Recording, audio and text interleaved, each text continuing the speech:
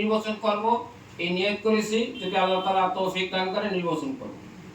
ইসলামী আন্দোলন বাংলাদেশের পটুয়াখালী ১ আসনের মনোনীত প্রার্থী মুফতি হাবিবুর রহমান তার প্রার্থিতা প্রত্যাহার করার ঘোষণা দিয়েছেন।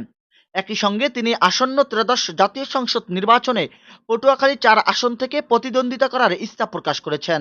তবে তিনি কোন দলের রাজনীতির সাথে যুক্ত হয়ে নির্বাচন করবেন তা এখনো নিশ্চিত করেননি তিনি। আসসালামু আলাইকুম।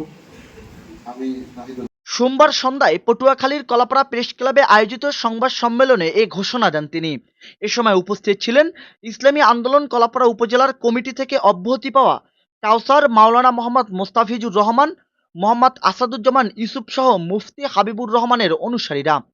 প্রার্থিতা প্রত্যাহারের ঘোষণার মাধ্যমে পটুয়াখালী ১ ও পটুয়াখালী ৪ আসনে নতুন রাজনৈতিক সমীকরণ তৈরি হতে পারে বলে মনে করছেন স্থানীয় রাজনৈতিক বিশেষজ্ঞরা।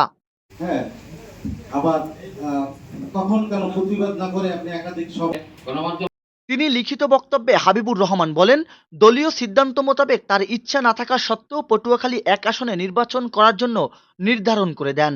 এ কারণে তিনি প্রচণ্ড অসুস্থ হয়ে পড়েন এবং স্ট্রোক করে তিনি বুঝতে পারেন এই অঞ্চল ছেড়ে যাওয়ায় তার হৃদয়ে রক্তনালী ছিঁড়ে গেছে। তাই তিনি আবারও ফিরে এসেছেন নিজ জন্মভূমিতে। দীর্ঘ ৩০ বছর এই জনপদে ছিলাম। আমাকে মোহতারাম আমির পটুয়াখালী ১ আসন থেকে নির্বাচন করার অনুমতি দিয়েছেন। আমি চেষ্টা করেছি, কিন্তু আমি সেখানে আমার মানসিকভাবে আমি ওখানে ফিট হতে পারি নাই বিধায় আমি এখানে চলে এসেছি। এই মানুষের টানে, এই মাটির টানে। এটা তো প্রথম আমি এখানে লিখিত দিয়েছি। দ্বিতীয় প্রশ্ন হলো যে আমি দল দিয়ে করবো না স্বতন্ত্র দিয়ে করব, এটা পরবর্তীতে আমি আপনাদেরকে জানাবো। আমি নির্বাচন করব, এই নিয়ত করেছি। যদি আল্লাহ তাআলা তৌফিক দান করে নির্বাচন করব। সংবাদ সম্মেলনের আগে বিকেলে তিনি শতাধিক মোটরসাইকেল নিয়ে কলাপাড়া পৌর শহরে শোডাউন দেন।